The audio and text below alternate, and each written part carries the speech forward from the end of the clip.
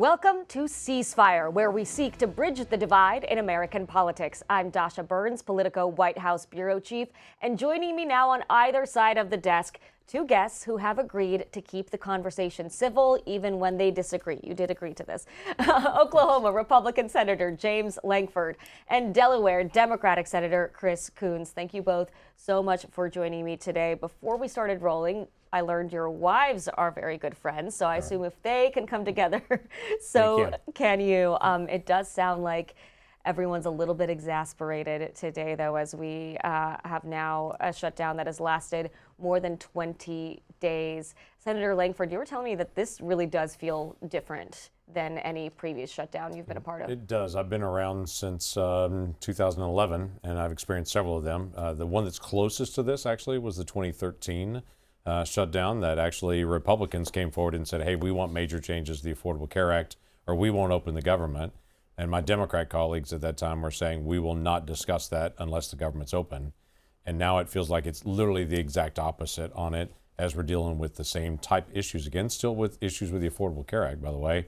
And we've said, hey, we want to keep the government open and keep debating. And my Democratic colleagues said, no, we want to keep it closed till we resolve all the other issues on health care. So the closest is the 2013 time period, but we're well in excess of 2013 at this point. Senator It's gone Coons, longer. Is this deja vu, or is this something else entirely? I agree with James that this is principally a fight over health care and trying to prevent what's going to happen on November 1, which is millions of Americans get notices that their health insurance is going to double in cost. That'll impact all Americans. We're going to see emergency room wait times go up, total health coverage go down. President Trump ran for president on lowering costs and making America healthy again. He's actually doing the opposite. And the consequences of the so-called big, beautiful bill in terms of throwing millions of Americans off of health care in the coming years is something that Democrats consider a crisis. Republicans control the House, the Senate, and the White House. Frankly, this is our only moment of leverage. And although a very unpleasant tool to use, it's gotten us focused on what we have to do to change direction on health care. James and I have one of the toughest jobs in Congress. He's the chair and I'm the ranking of the Ethics Committee. Oh boy. In the last, previously I was the chair, he was the ranking. We get along, we like each other, we like our spouses, and we talk about our kids, and we have a very good personal relationship, but we disagree on literally almost everything else.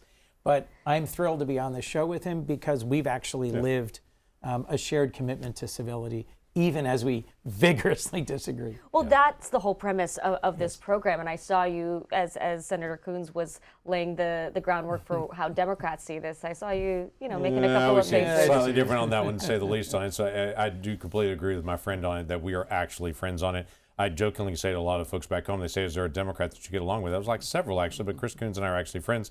He votes wrong all the time, but we're actually friends.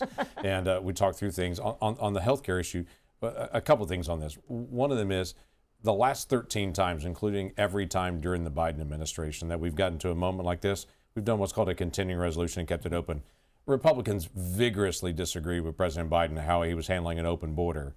We had 13 moments that we could have shut the government down and said, we're not going to do anything until we have an open border, but we didn't do that. So this is a moment where literally Democrats are now saying, hey, we disagree with President Trump, we're going to shut the government down. The issue over the health care is interesting on this, because the one big beautiful bill added $50 billion to rural health care. The Democratic proposal took that away and said, nope, not going to do the $50 billion for rural health care. We disagree. We have a disagreement on what happens on Medicaid. We believe we're actually strengthening Medicaid by helping people that don't qualify for Medicaid to not be on Medicaid, so the people that do qualify for Medicaid get on it. That's a whole different issue. But on this particular piece, we do have a difference of opinion on this short-term subsidy that was put in place in 2021. When Democrats had the House, the Senate, and the White House, they created a COVID-era subsidy for the Affordable Care Act, plussed it up. Now they want to be able to make that permanent. The problem is, we do know there's a lot of fraud on the lower end on it. That's been well validated on it. That there are insurance companies that have signed people up that don't even know they're on it, but the insurance companies are just getting payments for that on the lowest end. On the highest end, we have people that are $250,000 a year of income, and they're getting subsidies on it. We're saying, hey, why are we doing that? This also has a big challenge that we look at the cost of the Affordable Care Act and the cost of commercial insurance. And I just went back to my state. We take 6 years of the Affordable Care Act. The cost on those premiums went up 200%. the cost on commercial insurance at the same time went up 29%.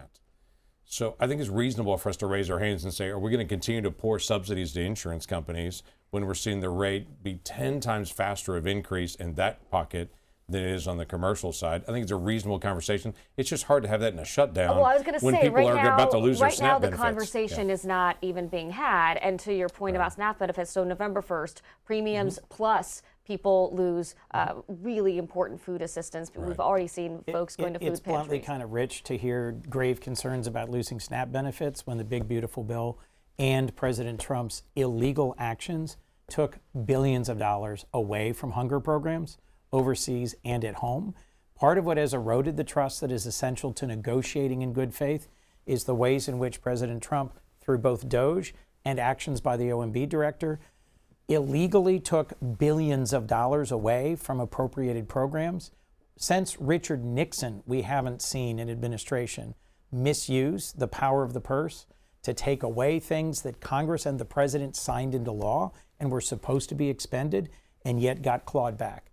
The Food Bank of Delaware called me in a panic when they got told abruptly that they were losing truckloads of food to distribute to hungry Delawareans. So bluntly, there are members negotiating. There are members exchanging ideas. Several of the things that Senator Lankford just raised, Democrats are willing, if not eager, to talk about to improve program integrity around the Affordable Care Act and sustain it.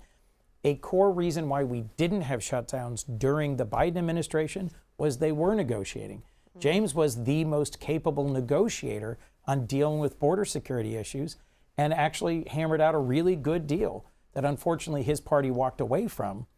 We're not negotiating. And the idea that the House of Representatives isn't even showing up for a month and that the leader says he won't talk to anyone. There are Democrats and Republicans talking about how to fix this and how to move forward, just not our leadership. There's a lot of disagreement here on policy, but it sounds like there is some consensus. There should be more conversations happening across the aisle in Congress right now. Yeah, no, I totally agree. There should be more conversations across the aisle.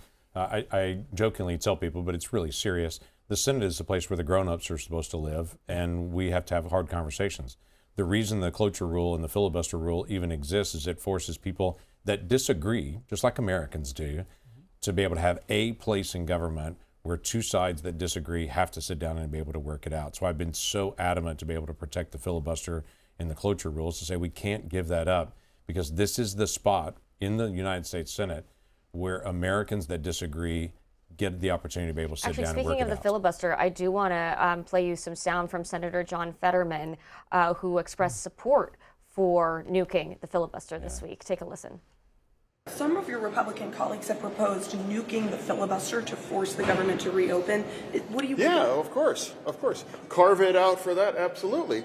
We ran on that. We ran on killing the filibuster, and now we love it. You know, it's like carve it out so we can move on. Senator Coons, what do you think of what your Democratic colleague just said there? I agree with what my Republican colleague said, which was the thing that distinguishes the Senate is that we are still forced to negotiate and to work together. I respect Senator Fetterman, but I think that was more of an off-the-cuff answer than a measured and thoughtful response about the structural significance of the filibuster. We talked about how the House is not in session right now. Right. Is that a problem? Yes. Yeah, it will be a problem eventually, because there's multiple things there. The House, they passed a bill to be able to keep the government open. The same thing has been done the last 13 times, where they passed a bill. It's a continuing resolution. It's not loaded up with Republican priorities. It's just keep it open. So they feel like, hey, we did our job. So we're going to negotiate other things at other times, but let's at least keep it open during this. Very similar to what happened in 2013, just with opposite parties on it. I have a bill, I've mentioned this to you before, that ends government shutdowns forever. And this is one of the things that I've worked on for years. Maggie Hassan, who's a Democrat senator from New Hampshire. This is bipartisan. Right, it is a bipartisan bill. It's bipartisan in the House, bipartisan in the Senate. And it simply says, when we get to the next moment like this, and there will be another moment like this, the government stays open at the current year funding, but members of Congress, both houses, have to be in session 7 days a week. We can't do anything else other than appropriation bills. It's no different than when you got in trouble as a kid and your mom put you in your room in timeout and said you're going to stay there, or quite frankly, if you didn't finish your classwork At class, you got to stay after class to be able to finish it. That's all it is in a very simple form, but it forces both bodies to be here, grown-ups to be able to talk to each other, and you have to stay on focus on the key thing, and that's the appropriations. We had 57 votes for that in the last session in the Senate, just 3 votes short of passing that, because we need the 60 to be able to do it. I'm going to continue to be able to work this out till we end shutdowns forever. Yeah, Senator Coons, are you in support of that? So what I agree with about what James just said, and first, thank you. Sure. James is constructive. He tries hard to put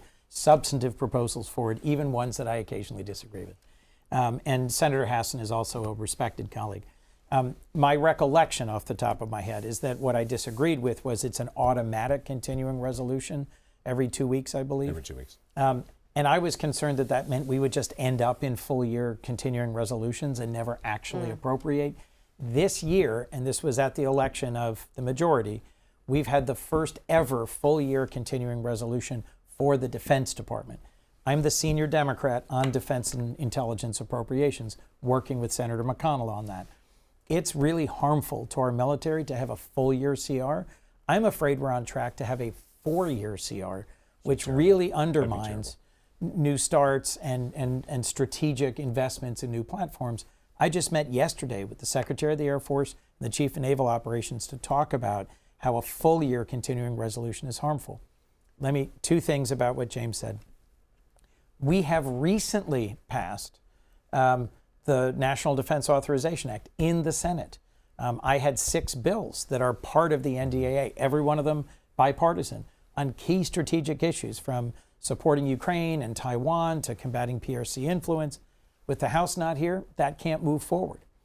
We have strong bipartisan. James and I are both appropriators. We passed several significant bills, defense and labor H, out of committee by 26-3. Wow. These are really bipartisan bills. So at least on our committee, we are making the progress James is calling for. Part of the challenge is the House is out of session. The president's about to leave the country for a week.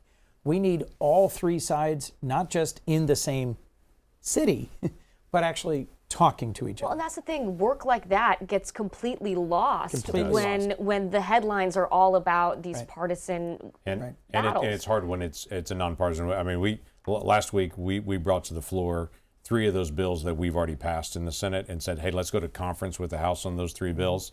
And our Democrat colleagues were like, nope, let's work on just the government shutdown. That's all we're going to work on. Is there a version of Senator Lankford's bill that you guys could compromise on Oh, yeah. that would get more And than 60 votes, you think? We're going to keep working until we get it. And the issue with staying in continuous CRs is not that it's just a forever CR on that. It also locks us in 7 days a week that we're here. I can assure you, after 2 weeks of us looking at each other every single day, all day long, we will be ready to be able to fix the problems. I think voters, I think Americans are tired of shutdowns. Well, It they is are. They hate 'em. not popular. The question, politically that the parties are asking themselves is who is going to be left holding the bag At the end of the day, most Americans just say, you guys fix it. I do my work every day. You do your work. And that's not an unreasonable request of Americans all over the country to just say, just get the basic work done. So what is your message to your party's leadership right now? Keep talking. Keep working this out. We've got to be able to figure out how we actually get things open, because this is legitimately hurting families. I was on the floor just a few minutes ago talking about a couple that I know that both of them work for the federal government. They're a young married couple. They're pregnant with their first child. Neither of them are getting a paycheck right now, and they're approaching delivery date. I mean, this is a big issue for them. They just lost double income at this critical moment. It's a big deal. So this is not one of those things that it doesn't hurt anyone. It does. There's another person that I know, I've not got a chance to meet her, but she's already reached out to her office. Single mom, just got an offer to be able to go to the Air Traffic Control Academy. Dream job for her to be an air traffic controller. Taking the risk to change jobs and change careers. She's accepted that. She just quit her job, canceled her lease, and was in the process of moving to get to the academy. And now what happens for her? So this is real, that people really are struggling through this. Senator Coons, your message to your party's leadership? I agree with James. Keep talking, negotiating, and working. I was in a bipartisan meeting last night trying to hammer out an offer that we could pass back and forth and try and get to our leadership, but our leadership needs to talk. And I was on the phone with a couple from Delaware this week where he was in a car accident that disabled him several years ago. She's now developed cancer. They only have health care because of the Affordable Care Act. If it doubles, as it is projected to, if they lose their expanded tax credit, they can't afford health care. So I agree with James. This is hurting folks who work for the federal government. I'm getting calls from Dover Air Force Base, from folks who work at Philadelphia as air traffic controllers, from the folks who are federal law enforcement saying, what the heck are you doing? And I'm getting calls from Delawareans saying, we can't absorb a huge increase in our health insurance. Stop this. So we need to negotiate around both these issues. I mean, Senator Thune said recently that he'd be willing to commit to a vote on ACA subsidies if Democrats reopen the government. Right. He said you all should take yes for an answer. Get Speaker Johnson to say the same thing. That's the holdup? It's a key holdup. No trust in the House. That not only are they not here, they're not willing to vote, to commit, to engage. What do you think of that? I'm not going to speak for the House at that point, but I would say this is a moment where the House has already passed the bill to be able to keep the government open. The Senate could vote today, and the president would sign it tonight, and we'd have the government open. All these healthcare issues we also see as well, and see them as big issues. Voters, oh yeah, too. it will. It's I mean, 300,000 people in my state that are also affected by this as well. You mentioned the president. Should he be taking a bigger role in this? At that lunch at the White House, he didn't spend much time even talking about the shutdown. No, he didn't on this. He's really pushed this and said the Senate's got to be able to work this out. And he's pushed it to Thune and to Schumer and said, you guys work out all the issues on it. The president has said, the vice president has come out and said, I'm willing to be able to talk about health care, just not while it's shut down, which quite frankly is the exact same thing Democrats said in 2013 on it. It's these issues with health care are very technical, very challenging, and to say, let's just do a couple of tweaks and then just pretend it was fixed doesn't solve the core issue on this. In my state, again, in 6 years, the Affordable Care Act premiums have gone up 200%. The commercial rates have gone up 29%. There's clearly a problem there that we got to be able to figure out. Let me ask a very easy question. And we have a different view about what's driving that. Right. Whether it is that the Affordable Care Act is the insurance of last resort and the pool of people who are the sickest and most desperately need preventive care and health care, or whether it's because it's riddled with waste, fraud, and abuse. The truth has an element of both, and Democrats are willing to work in good faith in the middle, to shocking. improve program integrity, but we need a partnership that says we will continue these tax subsidies that help make it affordable. Let me ask a very easy question. What's the way out of this? Talking, more time talking, and putting concrete proposals on the table for here's what we believe would address program integrity issues, here's what we hope and expect we can do in terms of extensions. So, look, James is often one of the folks who's in the well of the Senate, listening, talking, often part of the groups that try to negotiate in good faith. He's not the one I'm upset with. But things have happened this year in terms of breaking the guardrails and the norms of how the Congress works that have really eroded trust between our parties and the bodies. And that's made this harder. If this were a couple of years ago, a group of senators could sit down and work this out and be confident that it would be resolved. The president does need to speak up and be engaged and say, I don't want millions of Americans to be thrown off of health insurance either. I meant it when I said I'd make America healthy again. And here's the political capital and time I'm willing to invest in that. Senator It does Lankford, require that. Do you think that ultimately it's going to take President Trump jumping in here to end this thing? I can't tell at this point. It does take three to do the dance here. You've got to have the House, the Senate, and the White House to be able to agree to anything to be able to make a law, and in this case, to be able to open the government up. And when people look at the Senate, it has to be a bipartisan agreement to be able to move something in the Senate. As my friend Chris mentioned, it takes trust to do that. And trust is eroded significantly. One of the things I like about James's bill is it makes us spend more time together. Right. I invited James to come to Wilmington, Delaware to preach at our annual leadership prayer breakfast. He did a wonderful job. James invited me to come to Tulsa for an important centennial in his home state. We need to spend more time getting to know our spouses, our kids, our background. See each other as human beings. Yeah. And we participate in a weekly prayer breakfast that is just senators and our chaplain, and where senators talk about their families and their life and their values and their background. And it's a wonderful way that we get to know each other as people and see each other as people, not just as cardboard cutouts on cable TV. Right. I want to move on to a little bit of foreign policy because that's something both of you are pretty involved in. The U.S. military is conducting strikes in international waters against what it calls drug-carrying boats, mostly in the Caribbean, but also this week in the Pacific. President Trump says the U.S. engaged in armed conflict with drug cartels using the same legal authority used by Bush in the war on terror. But meanwhile, he also confirmed he authorized CIA covert operations inside Venezuela, said the White House is considering land strikes in the country. That's all happened without congressional approval, congressional involvement.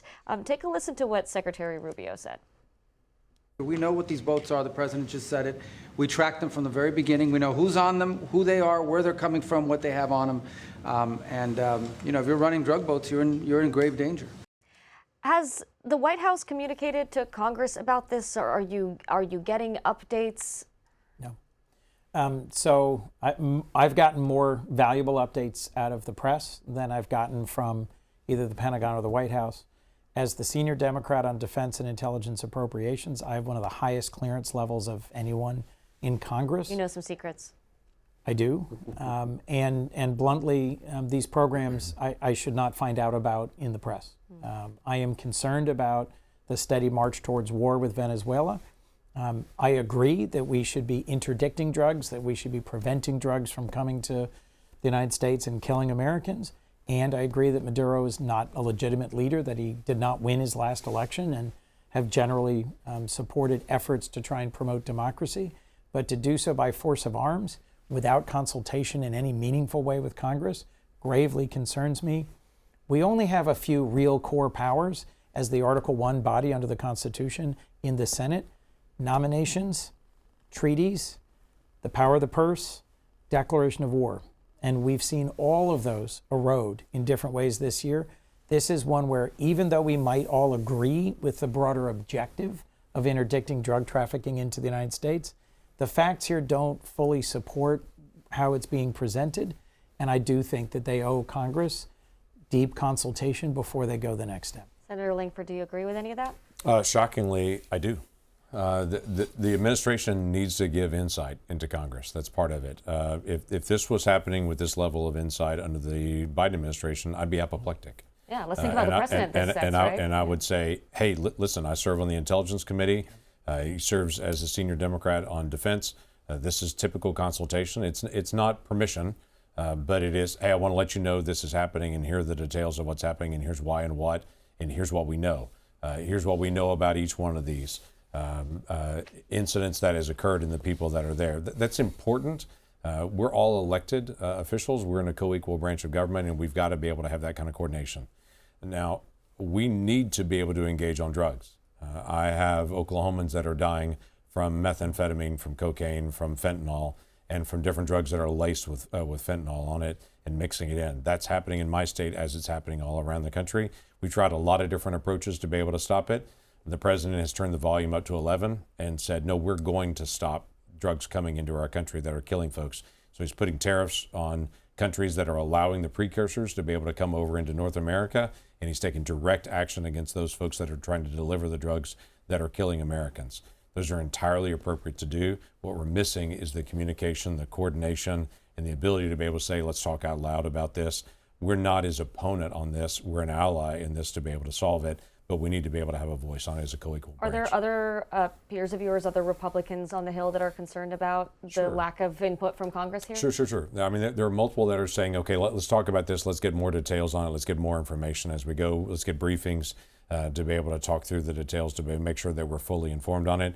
That, quite frankly, allows the administration to have 100 allies on the Hill or 535 allies on the Hill that are all saying, okay, I see it. I understand what you're doing on that, rather than trying to be able to run us against the White House, which we're not against the White House in trying to stop drugs coming in the country. Please do, okay? Engage in every way that we can. We want to be able to protect our families and our communities. Yeah, I mean, one thing that I hear in Washington all of the time is to your point, Senator, the ceding of congressional power to the president.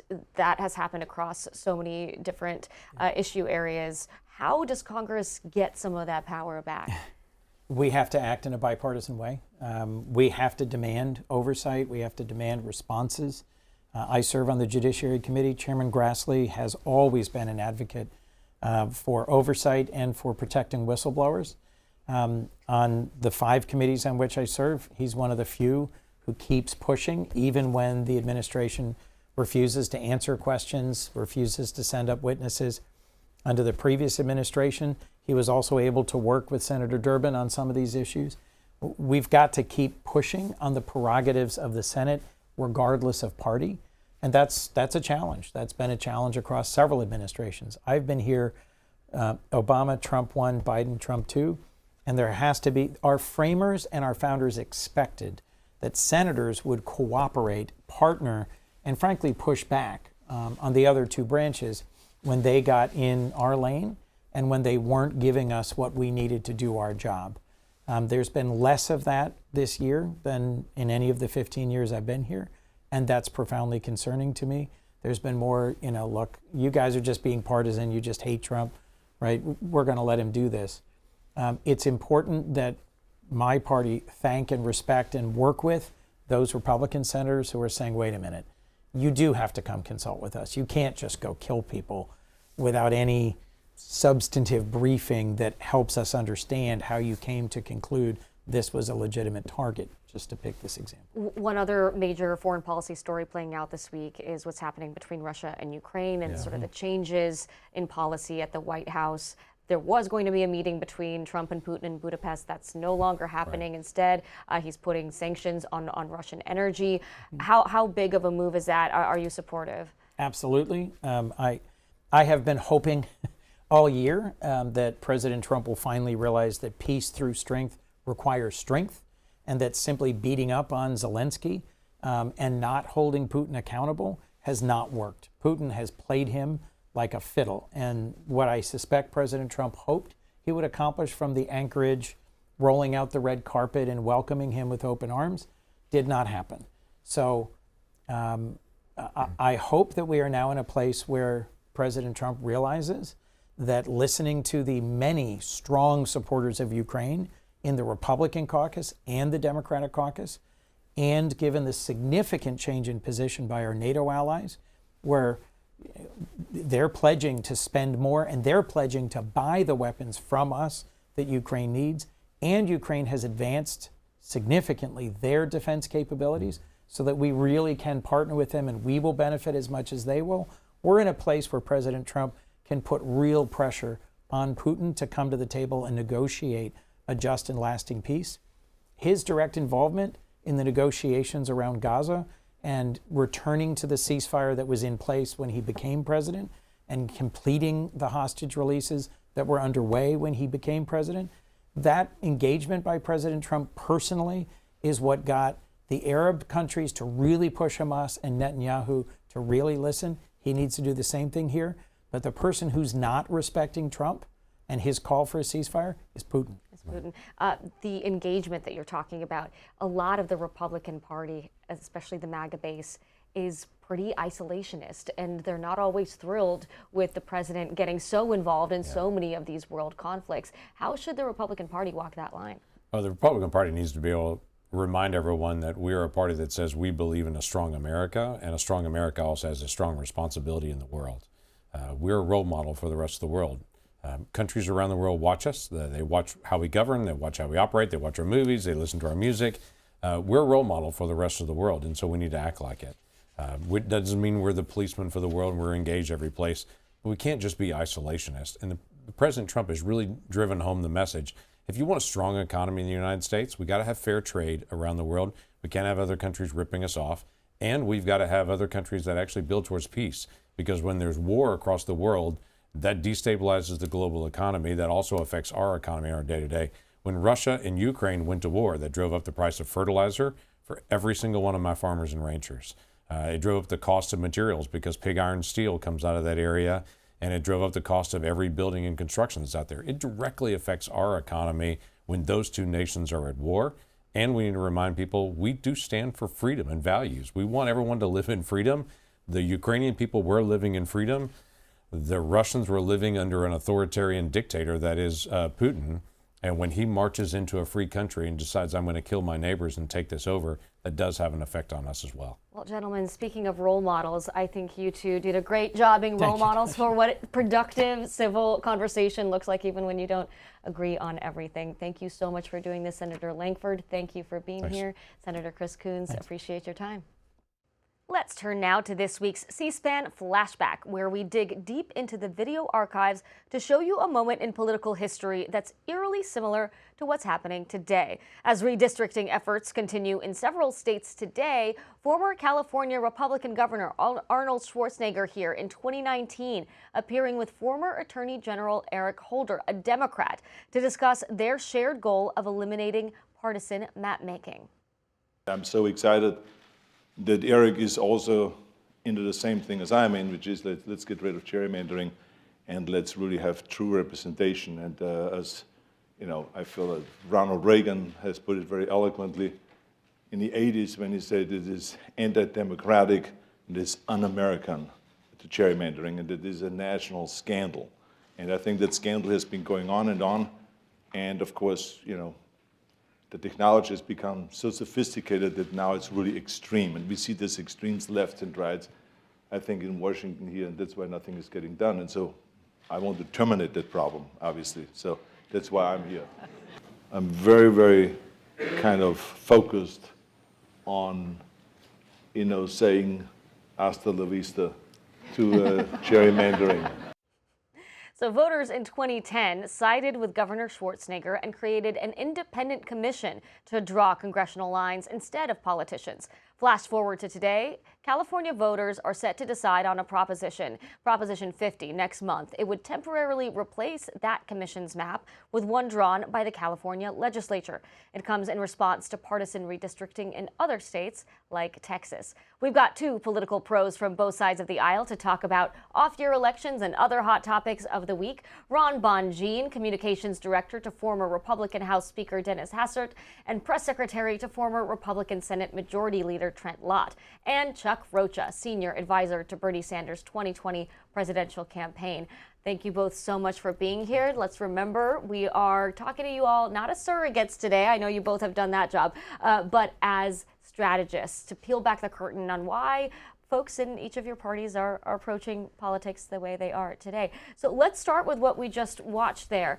Chuck, are Democrats handling this appropriately? Is California doing what it needs to do, or are they opening a Pandora's box here? You know, as I was watching that, I was thinking back about 20 years ago, there were over 100 marginal congressional seats. For those of you at home, seats that could swing back and forth.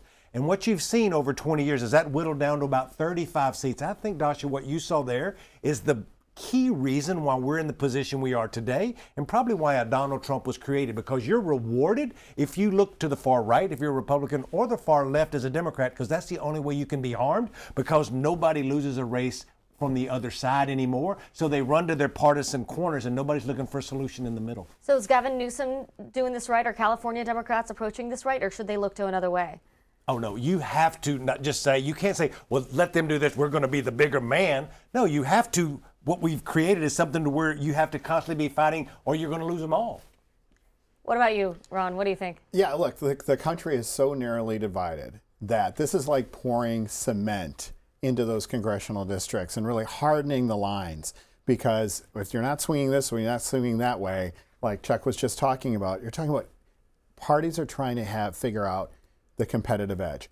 What can they do for 1, 2, 3, 4 seats could make the difference in the next House election. So by going this route, you know, you have Republicans doing it in Texas, Democrats doing it in California. We just heard breaking news earlier today about Virginia, about making a play for the state of Virginia. Look, I understand it. The Supreme Court does allow it. At the same time, it does harden those lines. It makes it much more difficult for, you know, I prefer one party to really swing one way or another way, to have those 100 competitive seats. Well, because so it sounds like you both agree with what Schwarzenegger and Holder were advocating for there, which is not to have this happen. At the same time, you think if one party's doing it, the other should be doing it? The difference now is that this mid-cycle redistricting is unheard of. Yeah. We've seen it every now and then. Texas, where my home state, has been known, going back to Tom DeLay and other things, but Everybody gerrymanders, that's the problem. But we're supposed to only break the rules every 10 years, not every 2 or 3 years is what's the system we've fallen into, which is really crazy. So it's bad precedent, but one's going to do it if the other is doing it. Right. What you need to do is what Arnold Schwarzenegger talked about there in all the states. If you really wanted to fix this, you'd have a nonpartisan commission in every state and do it only every 10 years. I want to play you some sound from President Obama campaigning for some of these off-year races. Take a listen. Hey, New Jersey, this is Barack Obama, and I want to talk to you about my friend Mikey Sherrill. Virginia's elections are some of the most important in the country this year, and I am proud to endorse Abigail Spanberger for governor. California, the whole nation is counting on you. Democracy is on the ballot November 4th. Republicans want to steal enough seats in Congress to rig the next election and wield unchecked power for 2 more years. Return your ballot today. Vote yes on 50. Mike Sherrill is the right choice for your next governor. Vote for Abigail Spanberger for governor on November 4th. So Chuck, is this just Obama doing his thing, or does this show that Democrats might be a little worried? I think it's both. In off-year elections, you've covered enough of these to know that it's about turnout because it's not a normal time to vote. Every 4 years we have a presidential election, about 60 to 70% of Americans vote. Then we have an off-year election, which I know we'll talk about leading into 26, where between 45 and 55%. These are even less, so it's about motivating the base of what we just talked about to actually show up. How predictive, how much of a bellwether are these off-year elections? Because there's been a lot written about, well, what this means for Republicans, what this means for Democrats. Yeah, they usually talk about after the day after these races about voter enthusiasm, about how this is going to predict the outcome for a year later. It's not. It's very, very difficult to predict a year ahead. Well, what happens in November of 25 is probably not going to happen with 26. Plus, we're talking about gubernatorial elections here. And New Jersey and Virginia, and 2 states that have different dynamics. And boy, you know what? 2 weeks ago, I can't even remember what the news cycle was. So a year from now, I think that we're going to find out probably a week before where things are headed. There's governor's races. There's also one pretty major city race, New York City mayor, and that's becoming a really hot topic for Democrats and Republicans alike. Zoran Mamdani, he's a progressive. He's somebody that Republicans have tried to sort of use to paint a certain picture of the Democratic Party. Is Mamdani a liability, or is he an asset to Democrats? He's both. And the reason I say he's both because Kyle run campaigns for a living. To have 50,000 people to show up to door knock is something any Democrat would love to have. To have millions of people give money all over the country, don't even live in New York City, we'd love to have. But what you don't want to have is being a marginal congressional seat in southern New Mexico, South Texas, and have the Republicans run an ad saying, you're just like Mamdani, you're a socialist like all the rest of them. That's what you don't want. Is that what the Republicans are going to do? We love it. we love it. Okay. As in terms of strategy, he is going to be the poster child of most of the Republican attacks because he's putting out a socialist agenda that's going to raise the cost of living in New York City. And, you know, back in the 2010s, Nancy Pelosi was more of the type of moniker that Republicans will go after and use as the San Francisco liberal. Well, now Republicans are going to use Mamdani as the New York liberal. When you hear him say that, what is your advice to Mamdani, his campaign, and if he does win that office? I'd have more advice for all my fellow Democrats to say, no matter if Mamdani wins or he doesn't win, I'll promise you one thing. I've run campaigns for 35 years. They're going to call us socialists anyway. I remember when they called Hillary Clinton a socialist, and I actually worked for a socialist named Bernie Sanders. I know the difference. You're going to call you that no matter what. So get out there and own the pieces of that platform that regular folks can relate with, like raising the minimum wage, having some health care for folks, making sure rich people pay their fair share of taxes, whatever your thing is, because every district is different. How much should Democrats take a lesson from Mamdani, from his playbook? It's a great question, Dasha. And there's one thing that's overarching there that Democrats should watch from him and learn is he rooted everything in affordability. This is something Donald Trump did really well. I give Donald Trump credit, and people always shake their head at me that are Democrats, is that he tapped into an anxiety of the pain in everybody's everyday life, and Mamdani's done that in the same way around affordability. I do want to talk about Virginia because there's a big controversy in that race. Leaked text messages from 2022 showed Democratic challenger Jay Jones suggesting violence against the former Virginia Republican House Speaker and his children. Jay Jones is running for Attorney General. I want you to take a look at a political ad from the opponent to the Democratic candidate for governor, Abigail Spanberger. This is from Republican Winsome Sears' campaign showing footage of the debate for governor. Would it take him pulling the trigger? Is that what would do it? And then you would say he needs to get out of the race? Abigail, you have nothing to say? Abigail, what if he said it about your 3 children? Is that when you would say he should get out of the race, Abigail?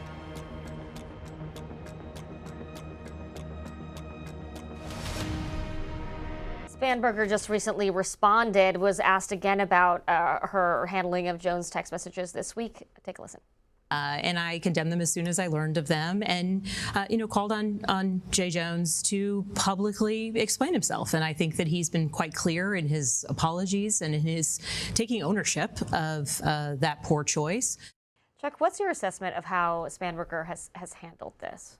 Look, I've run campaigns a lot, and she hasn't handled this great. She was already ahead, and what she's trying to do right now is what I'd call play a prevent defense, because she's been ahead. She's got a flawed Republican candidate who's been running well behind her for a number of months, and what we've done as Democrats with this horrible text message is given them a new life. And so that's why you see them talking about that, and not affordability, but something that can divide folks. And so I think it could have been handled differently. You have to get in front of these things. You got to own them and then move on from them, or we'll continue to talk about them. So should she have condemned more furiously sooner? I think so. I think get ahead of it as much as you can, and it stops the other side. Ron, what are you all doing with this? I think the Democratic strategy was try to work around this candidate, right, and ignore the whole controversy itself. But that ad is devastatingly effective. For her not to say anything, that reaction had caused her to finally have to try to jump Jay Jones aside. So I think it was really, what it does do is it gives Winsome Sears some chance at maybe gaining in the polls, because she has been far behind. And so we'll have to see what happens. Most Virginians, I'm a Virginian, we thought that Spanberger was going to take the win here. It's going to be a runaway. It's going to be a runaway, an easy runaway. Now it just makes it a little more. By how much? We'll have to see. Or you never know what'll happen. Let's talk about New Jersey. Democrat Mikey Sherrill and Republican Jack Ciattarelli facing off to replace Democrat Phil Murphy. Polling shows the race is tight, and a lot of folks are looking at New Jersey as a bellwether. Is it? Well, look, New Jersey's notoriously blue, and the fact that she was up 20 points, the Democratic candidate was up 20 points.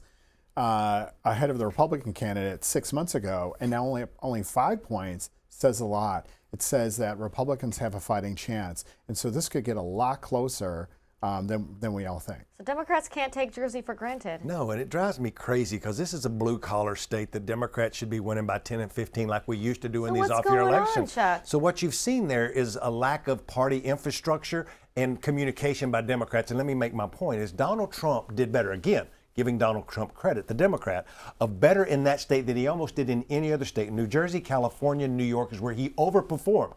You think of what Murphy did last time, the Democrat who won, he only wins by 51. And then Kamala Harris comes along, different turnout, much more people voting. She wins the state 52-46. Watch what happens on election night. If this thing is closer than 1 or 2 points, it's going to be hard for Democrats to say, oh yeah, we have momentum heading into the off year. We need to run up the score in New Jersey and win back, especially a lot of working class Latinos, to our party if we want to really gin up our numbers. Yeah, I mean, we talked about how maybe they're bellwethers, maybe they're not. But in terms of the momentum and the talking points that you get to have or you don't get to have coming out of these races, like that does matter.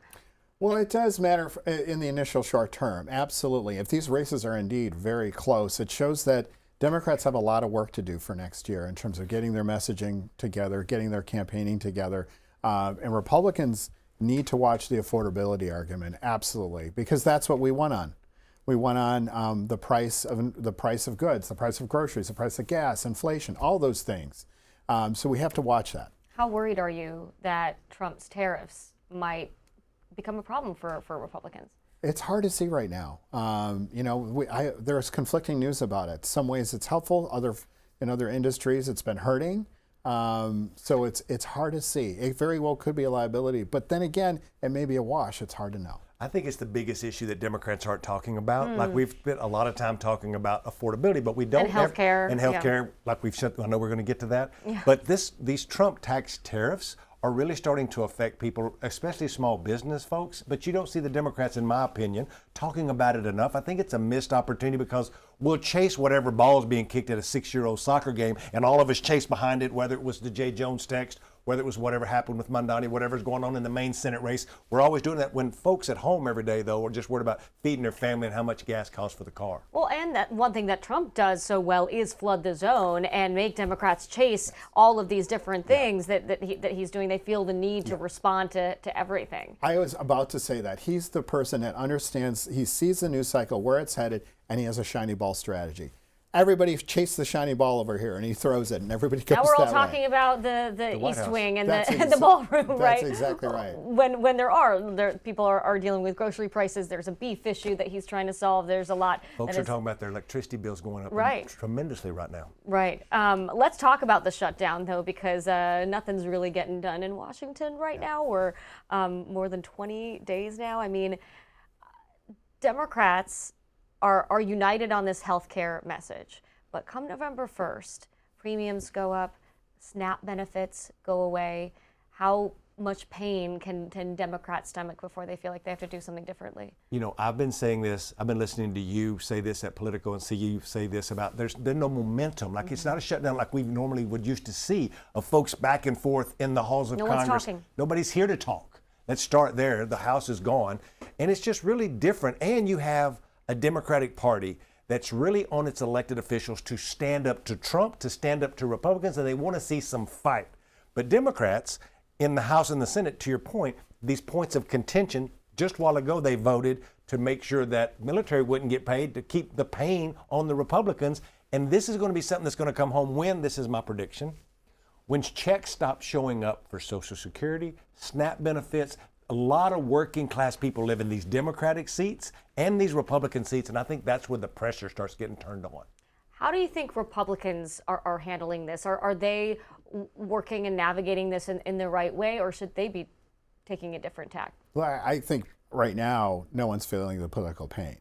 When you start feeling political pain, that's when you start getting to the negotiating table. One thing that's different from previous shutdowns and this shutdown is that the mainstream media and previous shutdowns usually dictated who was winning and who was losing.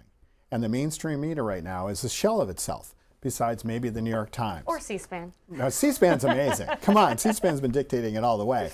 But I'm just saying that now we have a proliferation of news sources and we're siloed in what we pay attention to. So that's kind of gone. So until they hear from their constituents the real pain, we're not going to see anything change. I do think Thanksgiving is a backstop because millions of Americans are going to be flying, they're going to be traveling, and if those air traffic controllers aren't there and they're not up to speed and you're waiting on a tarmac and you hear it's because of the shutdown that you've been waiting on the tarmac for 3 hours, or you have a canceled flight and you wanted to see mom and dad or grandma wants to see their grandkids, boy, that's going to be a problem. Do you worry that Republicans will take more of the blame once those real tangible effects start setting in? I think everybody takes a hit. No one wins in a shutdown.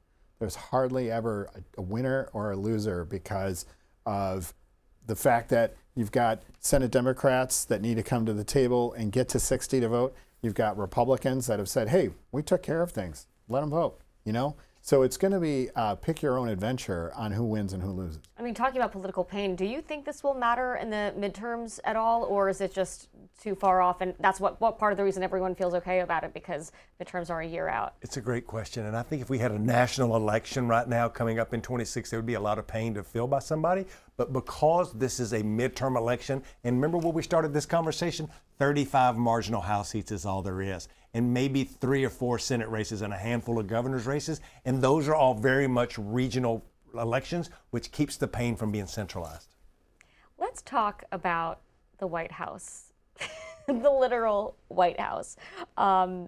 Trump started demolishing part of the East Wing this week to build his ballroom that will hold precisely, according to him, 999 people.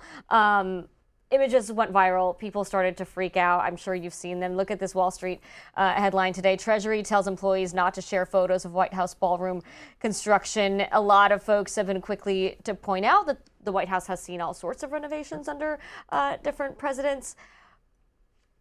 Your thoughts? Look, I think that this is a real issue, and I think that we as politicians and as political consultants sometimes talk over the heads of Americans, Democrat, Republicans, Independents. I think folks get this visual, and they do not like to see a visual of their White House getting torn down, and nobody knew it was going to happen. Sure, Donald Trump said the exterior would never be torn down, and he was going to do this little thing. But come to find out, he hadn't asked nobody nothing, and that you can tear down anything you want there without asking. That don't mean the American people will be okay with it. Well, what happens when it's a big, beautiful ballroom? We'll see.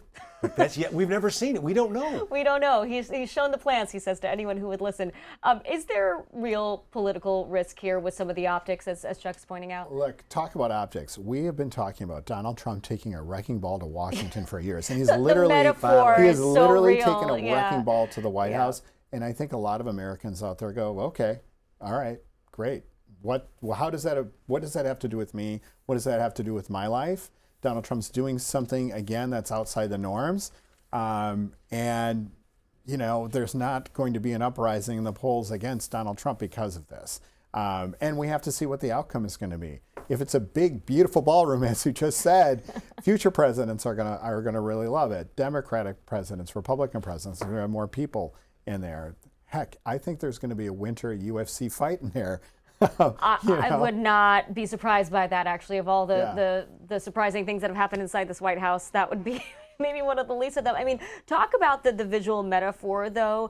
Is it sort of a Rorschach test where, like, if you are against this president, it's a disaster, and if you're for him, then, yeah, take that chainsaw, take that wrecking ball, and rebuild it in your own image?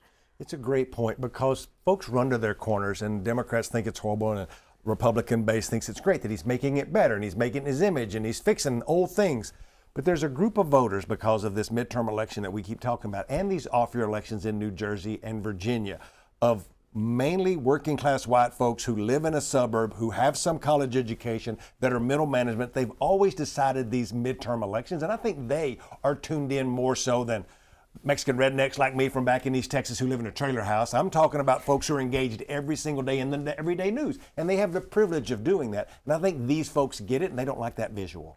The folks that will be voting in the midterms, though, and then eventually in 2028 in that election, you talked about Hispanic voters. You talked about how Trump did gain so much ground in New Jersey, in New York, in California, unexpected places. Like, what should Democrats be doing right now to get some of those folks back?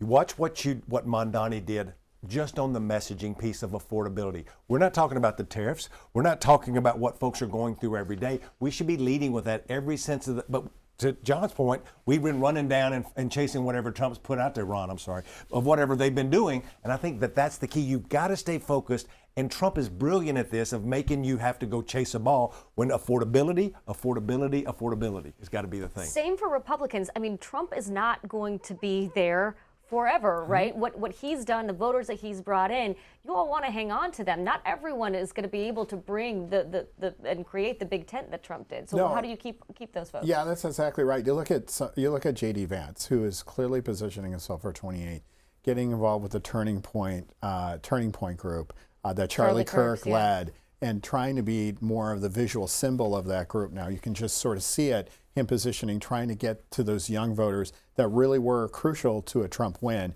He'd like that for a 28 win. Let's finish off with a weekly feature we have here called Not on My Bingo Card. I think you've noticed that there's some strange, viral, bizarre moments in our politics these days, so we like to highlight a little bit of that for some levity each week. This week, President Trump was hosting Australian Prime Minister in the cabinet room at the White House on Monday when a member of the press apparently bumped into something historic. Watch. We have the best equipment anywhere in the world by far. And, oh, you got to watch that. Watch that. You're not allowed to break that. That mirror is 400 years old. A camera just hit the mirror. I just moved it up here special from the vaults, and the first thing that happens, the camera hits it. Hard to believe, isn't it? Hard to believe, but these are the problems in life. These are the problems in life. Chuck, any 400-year-old artifacts in your house we got to watch out for? No. But I'll tell you things that I wouldn't have thought I would have seen. A, that I wouldn't be able to wear my hat today. That was one. Put it on for the last B, night. I didn't think for the first time in my life already. that I would get to see the bare chest of a Senate candidate on multiple occasions on my Twitter feed, which would be the Senate Democrat nominee up there, one of them in Maine. Like, for those of you who hadn't followed this, there was a deal with tattoos. Overnight, the candidate gets his tattooed over, and I've seen a lot of Graham Plattner's bare chest on my Twitter feed. Not on your bingo card. Not on my bingo card. Anything that on your bingo card this week? Well, I just tell you, I loved watching that because Donald Trump just plays right into the making sure the press is always screwing up. They're always doing something wrong, and they're breaking mirrors now. We're breaking historic artifacts. And that's 7 years bad luck, isn't it? Or something like that? What do you get for an East Wing? I'm just asking for a friend. All right, gentlemen, thank you both so much. A Republican strategist, Ron Bonjean, and Democratic strategist, Chuck Rocha. Thank you both so much for joining me today. Appreciate you both. Thank you. And we'll close this week's program with our Ceasefire Moment of the Week, highlighting what's possible when politicians come together as Americans, not just partisans. Kentucky Democratic Governor Andy Beshear and Ohio Republican Governor Mike DeWine sat down for a bipartisan chat. Watch. Our jobs are not to fight with each other, but to get things done. Certainly as governors, I look at these jobs as common sense, common ground, get results for your people. And I think the way that I've been able to do that in Kentucky is the recognition that most people aren't as partisan as we think they are. That when most Americans wake up in the morning, they're not thinking about their party registration, and they're not thinking about the next election, though we probably are. They're thinking about their job and whether they make enough to support their family. The solution to divisiveness isn't everyone should agree with everything I agree with, but it's let's find those areas that we can and should agree on. Because what I say is there ain't nothing Democrat or Republican about a good job. We live by a lot of sound bites. Everybody watches the TV that sort of agrees with them. If you actually have to figure something out, which is what governors have to do and what legislatures have to do, when you actually have to figure something out, we have this objective. And you usually can come up with, we have a common objective. We may have a different way of getting there. But those discussions, what you find out is, yeah, there are some common things we have in common. Lawmakers coming together, the type of moments we love to showcase here. That's all the time we have for this episode. And a reminder, Ceasefire is also available as a podcast. Find us in all the usual places. I'm Dasha Burns, and remember, whether or not you agree, keep talking and keep listening.